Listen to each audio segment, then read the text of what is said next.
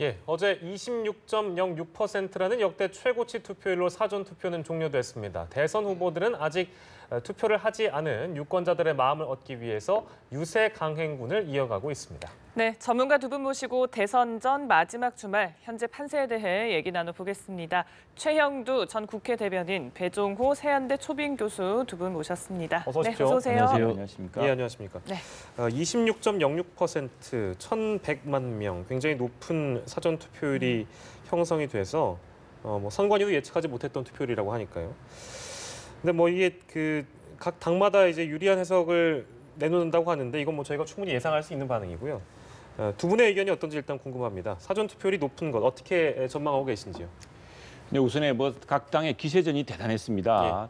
우선에 투표가 이제 투표니까 영어로 투표 한번 투표하면서 사전 인증샷을 보내면서 자기 지인들 2명을 투표장으로 불러들이자라는 이런 투표 운동도 많이 있었고 또 각 당들이 이제 자기들이 강하다 이번에 이 선거 운동을 통해서 기세를 잡았다는 걸 보여주려고 여야 사당 모든 정당들이 다 총동원되다시피 하면서 했습니다. 대부분의 당 간부들, 당협위원장들이 앞장섰고요. 그래서 그것들 인증샷을 했고 했는데 그리고 또 하나는 이게 이제 그 사전 투표가 투표장을 찾기 참 쉽습니다. 왜냐하면은 자기 주소지에 가는 게 되는 게 아니라 어디 가다가 동사무소를 발견하고 투표했다는 사람들도 많습니다.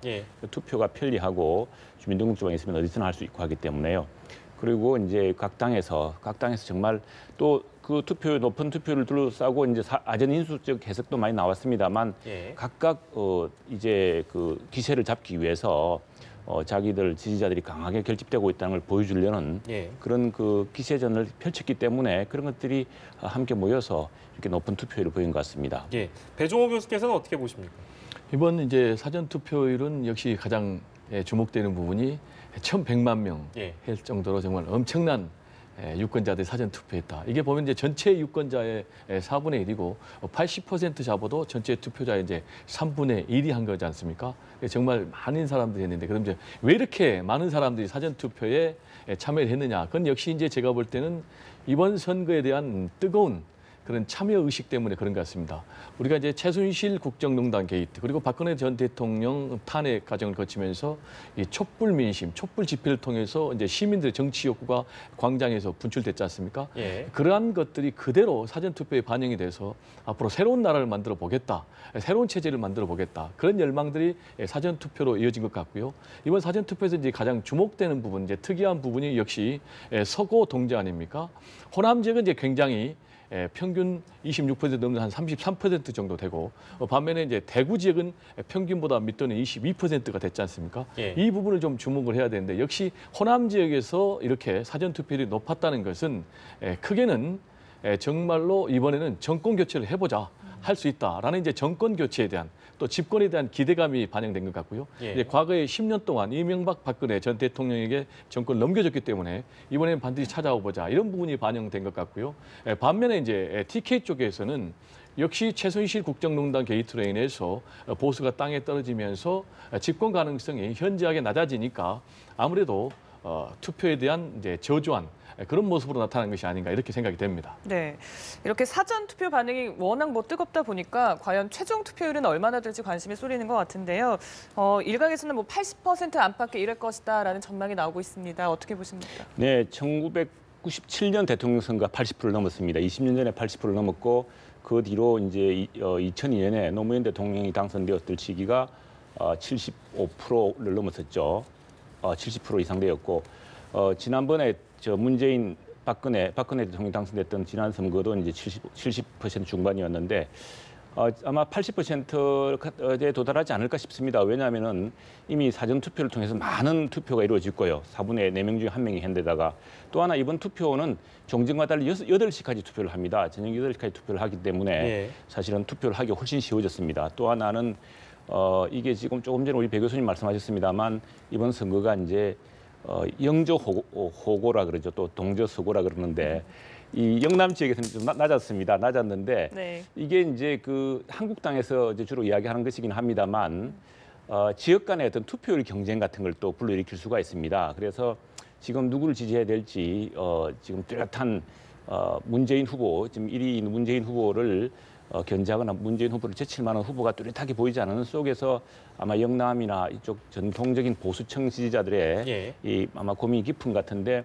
그래서 사전투표 좀 낮았던 것 같은데 만약 어떤 결정을 하게 될 경우에 그리고 각 지역 간의 투표율 경쟁 그리고 투표 시간이 또한 8시까지로 늦춰졌다는 점 또 각 당에서 이번엔 투표율을 높이기 위한 아주 필사적인 어떤 지금 그 지역에 가보면은요 투표하자는 플래카드가 굉장히 많이 붙어 있습니다. 네네. 그래서 그런 것들이 또 같이 이렇게 한꺼번에 어떤 상승 효과를 내면서 투표는 상당히 높아질 걸로 봅니다. 그래서 아마 20년 전에 김대중 대통령 이해창 후보, 이인재 이 3파전을 통해서 김대중 대통령이 당선되었던 그때 투표율 80% 정도 되는 그 비슷하게 가지 않을까 싶습니다. 근데 뭐 일각에서는 이런 분석을 하는 것도 있는 것 같더라고요. 그러니까 뭐 물론 이제 투표율이 높아져서 전체 투표율까지 이게 그러니까 사전 투표율이 높아져서 전체 투표율까지 반영되는 거 아니냐 이런 시각도 있는가 하면 그냥 뭐 연휴가 길어졌기 때문에 뭐 미리 하자 이런 심리가 있어서 사전 투표율이 높아진 것뿐이지 전체 투표율과 연관짓는 건 무리가 있는 거 아니냐 이런 분석도 있거든요. 그건 어떻게 보세요? 네, 그 부분도 이제 굉장히 정확한 지적인데 기본적으로 사전 투표 제도의 편리성, 전국 어디서나 투표할 수가 있지 않습니까? 네. 그런 점이 이제 굉장히 사전 투표율을 높게 만들었다라는 것도 설득력이 있는 얘기고, 그리고 이번이 4번째입니다. 그러다 보니까 점차 높아졌거든요. 맨 처음에는 한 6.5%였는데, 그리고 지난번 때는 12.2%인데 이번에 이제 26%까지 올랐거든요. 총선이나 지방선거 쪽 말씀하시는 거죠? 그렇습니다. 그래서 이제 점점점 이게 확산되는 이제 그런 추세고요. 그럼에도 불구하고 제가 볼 때는 이번 본 투표율까지 다 합쳐서 제가 볼 때는 80%에 육박하거나 80%를 넘을 가능성이 굉장히 높다. 그러면 그 근거가 뭐냐? 그럼 이제 두 가지가 있는데 방금 말씀드린 대로 지난번 총선 때 전체 투표율이 58%였습니다. 그런데 사전 투표율이 12%였거든요. 근데 이번에 이제 26%로 2배나 되니까 제가 볼 때는 비교하면은 80%를 훌쩍 뛰어넘을 가능성이 크다. 그리고 또 하나는 뭐냐면 이번에 재외국민 투표율이 사상 최대를 기록했거든요. 근데 지난번 대선 때는 한 71% 정도였는데 이번엔 75%로 4%가 늘었거든요. 그럼 이제 지난번 대선 때가 75.8%였으니까 4% 이상 합치면 정확하게 80%가 된다는 이제 그런 계산입니다. 그리고 무엇보다도 중요한 것은 투표율이 높으려면은 유권자 입장에서는 투표할 만한 동인이 분명하게 있어야 됩니다. 그럼 과거에 80%를 넘었던 역사적인 시대가 어떤 때냐면은 이제 최초로 직선제 대통령이 다시 복원됐던 노태우 대통령 1987년도 그리고 DJYS의 삼김 대결 이때는 전부 다 80%가 넘었거든요. 그 이후로 이제 80% 밑으로 뚝 떨어졌는데 제가 볼 때는 이번에 유권자 입장에서는 분명한 투표 동인이 있는 것입니다. 최순실 국정농단 게이트에 따라서 박근혜 대통령을 파면에 이끌고 그래서 어떻게 보면 국민, 시민들이 직접 만들어낸 대선이거든요. 그런 점에서 제가 볼 때는 선관 예상을 뛰어넘는 80%가 넘는 그런 투표율을 기록할 가능성이 높다. 이렇게 전망합니다. 네, 두 분 다 이제 투표율은 전체적으로 높아질 것이다 이렇게 분석을 해주셨고요. 뭐 미국의 사례를 드는 것은 모르겠습니다. 이게 뭐 바람직한지는 모르겠는데 작년 미국 대선을 보면 사전 투표율이 35% 역대 최고였고 사전 투표 당시에 클린턴에게 유리하다 이런 분석이 나왔습니다만 결국 본선 결과 이제 열어놓고 보니까 트럼프가 이겼습니다.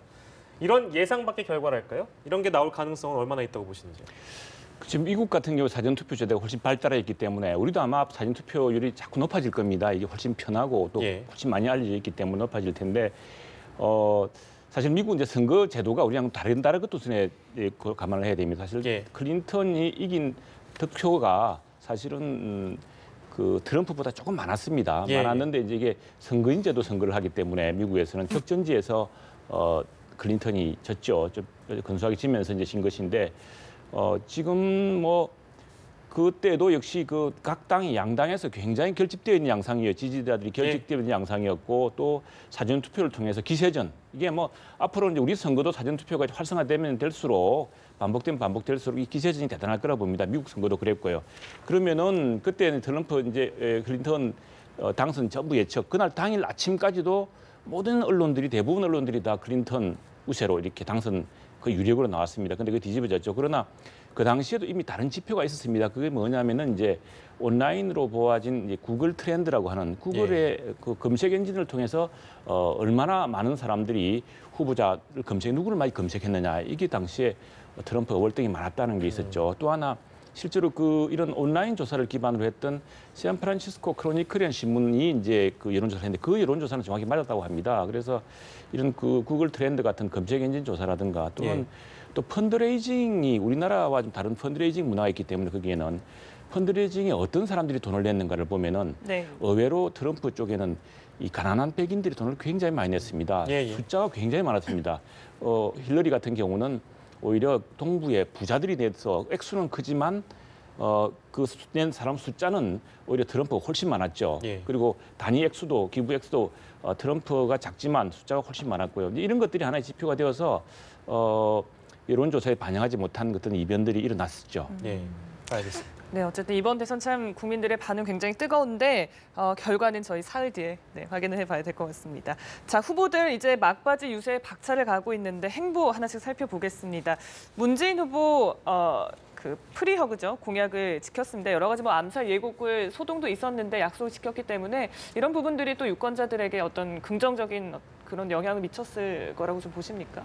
네, 제가 볼 때는 지금 문재인 후보의 이번 프리허그 약속이 굉장히 전략적으로는 좋은 약속이었던 것 같아요. 25% 넘으면은 내가 홍대 거리에서 프리허그 하겠다라고 했는데 또 이게 실제로 맞아버렸잖아요. 26%를 기록해가지고 이제 프리허그를 해줘야 되잖아요. 그러면은 어떻게 보면은 유권자 입장에서는 굉장히 신뢰감이 가는 지도자가 될 수 있잖아요. 또 그리고 이제 실제로 프리허그 하는 명분이 본인이 25%를 약속을 했는데 26%를 기록했기 때문에 그만큼 자신을 지지하는 그런 이제 이벤트가 되니까 굉장히 제가 볼 때는 대세론 몰아가는데 큰 효과를 발휘할 것 같고요. 여기에 이제 암살 애국글 소동이 또 있었지 않습니까? 이제 암살 애국글 소동이야말로 어떻게 보면 문재인 후보에게는 호재고 그리고 반대로 진보 진영이 아닌 보수 진영 후보들에게는 좀 악재라고 보이지 않습니까? 그렇지 않아도 지금 이제 보수 진영 하면은 박근혜 최순실 국정농단 게이트 탄핵으로 인해 가지고 전체적으로 이미지가 좋지 않은 이런 상황인데 여기에 또 문재인 후보를 암살하겠다라는 그런 예고글을 올렸기 때문에 제가 볼 때는 이제 여러 가지로 좋을 것 같고요. 그리고 이제 참고로 지난번 대선 때 문재인 후보가 만약에 투표율이 77%를 넘으면은 내가 말춤을 추겠다라고 했는데 그때는 75.8%. 그래서 77%를 못 도달했거든요. 근데 이제 이번에는 그게 도달했기 때문에 여러 가지로 본인에게는 좀 좋은 징조가 아닌가 이렇게 생각이 됩니다. 그 어찌됐든 암살 예고했던 사람은 자수를 했으니까요. 뭐 다행인 것 같습니다. 우리가 문재인 후보 프리허그 했던 거 얘기하면서 보면 다른 후보들도 좀 시민들과 스킨십을 늘려가는 방향으로 전략을 이행해 나가고 있는 것 같습니다. 홍준표 후보도 지역마다 이제 관련된 노래를 부르면서 노래 유세하고 있고요. 안 후보는 사전 투표 그 전후로 해가지고 지금 뚜벅이 유세하고 있죠. 그렇습니다. 유승민 후보도 지금 어제 같은 경우에는 인천 가서 시민들과 즉석 문답을 했고 수도권 돌면서 오늘은 젊은층 표심을 공략하고 있는데 시민들과 어떤 간격을 줄이면서 스킨십하는 이런 전략적 유세들은 어떻게 보시는지? 이번 대통령 선거는 정말 여러 후보들이 아주 다이내믹한 많은 다양한 방식의 선거 운동 캠페인을 보여주고 있는 것 같습니다. 그 홍준표 후보가 오늘은 공주에서 이제 백마강의 달밤을 불렀다고 그래요. 근데 사실은 대통령 후보가 어디 가서 노래 부른다는 건 참 드문 일입니다. 그리고 사실 누구도 시도하지 않은 일인데 홍준표 후보가 이전에 뭐 대학 다닐 때부터 이 만담 같은 거 내 재밌는 이야기 해줄까 뭐 이렇게 해서 개그맨도 개그맨 지원했다고 그 약간 그런 만담가적 기질 이런 어떤 사람들한테 파고드는 그런 기질이 있는 것 같습니다. 이게 쉽지 않은 일인데 그래서 당내에서 일부에서도 그런 말도 있다고 그래요. 아니 이게 무슨 대통령 유세를 만담처럼 하느냐 노래 부르지 말고 지역 공약을 해라 뭐 이런 말도 있다 그럽니다. 그런데 실제로 그 참여했던 사람들 이야기를 들어보면 상당히 재밌었다. 좀 친밀감 느꼈다는 그런 반응도 있다고 합니다. 또 한편으로 안철수 후보는 지금 이제 수행은 한 사람과 다니면서 보통 대통령 후보 가면은요 오늘도 일부 뭐 그런 무리가 있었습니다만 이 차량 이동하는 차량 때문에 모터케이드 때문에 시민들이 불편을 겪고 또 수행원들, 경찰들, 기자들 해가지고 굉장히 그 시민들이 불편합니다. 그런데 이제 단 둘이 후보 한 사람이 배당 메고 다니면서 또 그걸 요즘 라이브로 또 그 SNS를 통해서 소셜 미디어를 통해서 또 생중계를 합니다. 그게 벌써 뭐 100만 명씩 이상 봤다고 하는 자평을 지금 해놓고 있는데 이런 것들이 다양한 방식의 어떤 직접 현장에서 유권자를 만나는 그런 캠페인의 새로운 어떤 지평을 넓혀가고 있는 것 같습니다. 또 하나 이제 유승민 후보, 예. 어제 유승민 후보의 경우에는 그 딸이 이제 또 예. 이 성추행을 당하는 일이 있었는데 오늘 다시 이제 유세에 나왔습니다. 나오고 또 지금 저 심상정 후보 역시도 예. 전국을 다니면서 굉장히 활발한 유세를 하고 있고 지금 각양각색의 이 5인 5색의 유세 운동 방식이라는 게 우리 선거운동, 대통령 선거운동의 어떤 새로운 면모를 보여주고 있는 것 같습니다. 예. 네. 네, 한편 심상정 후보는 막판에 제기된 사표 논란에 대해서 입장을 밝혔습니다. 자신을 뽑으면 사표가 아니라 1타 3표다 이렇게 발언을 했는데 민주당의 견제를 이겨내면서 상승세를 이어나갈 수 있을 거라고 보십니까? 지금 이제 심상정 후보가 과연 최초로 진보정당 후보로 두 자릿수 10%를 넘을 수 있을 것인가라는 부분에 좀 굉장히 초점이 맞춰져 있는데요. 막상 뚜껑을 열면 10%를 넘기는 좀 쉽지 않아 보입니다. 지금 이제 진보정당의 지난번 총선 때 정당 득표율, 비례대표 정당 득표율이 이제 7.2%인데 예. 지금 현실적으로 어쨌든 간에 이제 문재인 후보하고 또 그리고 보수 진영 후보하고 대립각을 형성하면서 결국 이제 막판에 진보 진영의 유권자들이 그래도 문재인 후보 쪽에 표를 좀 얹어줄 그런 가능성이 더 높고요. 그렇기 때문에 이제 심상정 후보는 이제 사표 방지와 관련해서 과연 어떤 것이 사표냐, 될 사람한테 그냥 찍어주는 것이 진짜 사표고 예. 정말로 새로운 미래를 적폐를 청산할 그런 후보에게 표를 몰아주는 것이 진짜 표다 이렇게 얘기하면서 지금 2위 싸움을 계속해서 주장을 하고 있습니다. 그게 무슨 얘기냐면은 만약에 내가 2위가 되면은 예. 입각을 해서 문재인 대표를 견인해서 확실하게 적폐 청산을 할 수 있다. 그렇지만은 만약에 홍준표 후보가 2위가 되면은 과연 적폐를 청산할 수 있겠느냐. 라면서 이제 계속해서 얘기를 하는데요. 이게 10%를 넘는 게 굉장히 의미가 있는 게 10%를 넘으면은 선거 비용의 50%를 돌려받을 수가 있습니다. 예. 그렇지만 이제 10% 미만이면 50%가 아니라 전혀 돌려받지 못하고 또 하나는 이제 보수 정당으로서는 다음에 지방선거 예. 그리고 또 총선이 있기 때문에 만약에 심상정 후보가 10%를 돌파하면은 상당 부분 지방선거 그리고 또 총선에서 선전을 할 것으로 전망이 됩니다. 네. 10%를 넘지 못할 것이다. 이거는 어떻게 보면 심상정 후보 측에는 굉장히 뼈아프게 들릴 수도 있거든요. 왜냐하면 네네. 문재인 후보와 양강 구도를 형성할 것이다. 최근에 이런 발언도 했기 때문에 최영두 대변인께서 어떻게 보세요? 두 자릿수를 넘길 수 있을 거라고 보십니까? 지금 이게 투표율이 달렸다고 봅니다. 지금 그 대통령 선거 투표율이 20년 만에 80%를 넘을 것이다. 그런데 이렇게 되면요 투표율이 높으면 사실은 여러 가지 예상 못했던 양상들이 나올 수 있습니다. 예. 저는 뭐 심상정 후보가 10%를 넘었을지 이거는 뭐 굉장히 불확실합니다만 예. 뭐 그럴 가능성도 배제할 수가 없고요. 그리고 지금 민주당 일각에서도 이 투표율 높은 것이 반드시 민주당에 유리하냐라는 이런 이야기가 나왔는데 예. 실제로 반드시 유리하다고만 볼 수도 없다는 또 분석도 있습니다. 왜냐하면요 이게 지난 2007년 선거를 한번 지금 양상이 2007년 선거랑 비슷합니다. 1번, 2번 예. 그 구도 그렇고 2007년에 이제 그 이명박 후보가 압도적으로 이겼죠. 한 500만 표 차이로 이겼습니다. 이겼는데 그때 투표율이요 63%였습니다. 만약에 80%가 되면 17%포인트 차이 나는 거거든요. 예. 그럼 그때 왜 그렇게 민주당 후보였던 정동영 후보가 500만 표 차이로 졌나 그러면은 민주당 지지자들이 투표장에 안 나갔다는 게 정설입니다. 그렇기 때문에 그래서 당시에 이명박 후보가 얻었던 전체 득표가요. 예. 당시에 압도적 차이로 1위 2위 후보 간에 압도적 차이로 500만 표 차이로 이겼는데도 노무현 대통령이 그전 선거에서 노무현 대통령이 얻었던 득표보다 적었습니다. 그렇기 때문에 이번에 이제 만일 모든 그 유권자들이 다 나와서 80% 이상의 투표를 하게 되면은 지금 2007년에 보여줬던 것처럼 2007년의 선거가 지금 이 보수 진보가 뒤바뀐 지형이 뒤바뀐 그런 형식의 선거였습니다. 그 당시는 이제 이게 정말 민주당 정부 10년 바꿔보자라는 굉장히 그 기대가 컸었고 그런 바람이 있었고 했었는데 예. 그러니까 당연히 민주당 지지자들, 진보 지지자들 그리고 이쪽에서 투표율이 많이 떨어졌습니다. 떨어져서 그 표차가 커졌는데 지금 마찬가지로 50대 그리고 보수 지지층들이 투표를 망설이고 실제로 마땅히 찍을 사람이 없다는 이제 이런 고민이 많다 그러거든요. 예. 이분들이 투표장에 안 나가면은 1위, 2위 격차가 굉장히 커질 겁니다. 예. 만약에 이분들이 투표장에 많이 나가면은 네. 투표 그 격차도 좀 줄어들 수가 있고 또 심상정 후보 이 진보정당의 그 후보 득표율도 달라질 수가 있고 해서 이 투표율이 높다는 것이 모든 가능한 정치적인 어떤 그 성향이 다 이렇게 드러나게 되는 그런 또 전혀 뜻밖의 그 양상으로 전개될 수도 있습니다. 네, 알겠습니다. 각 후보별 득표율이 얼마나 될지도 좀 끝까지 지켜봐야 될 것 같습니다. 오늘 말씀 여기서 마무리하겠습니다. 최영두 전 국회 대변인, 배종호 세한대 초빙 교수와 얘기 나눴습니다. 고맙습니다. 고맙습니다. 감사합니다. 감사합니다.